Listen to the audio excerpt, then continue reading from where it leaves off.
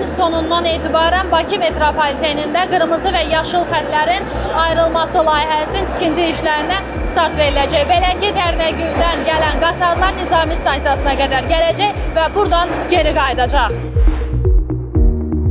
Bakı Metropoliteni Qapalı Səhmdar Cəmiyyətinin mətbuat xidmətinin rəhbəri Bəxtiyar Məmmədov bildirib ki, tikinti müddətinin təxminən 10-11 ay davam edəcəyi gözlənilir. İçəri şəhər Həzi Aslanov olmaqla qatarların hərəkəti olduğu kimi qalacaq.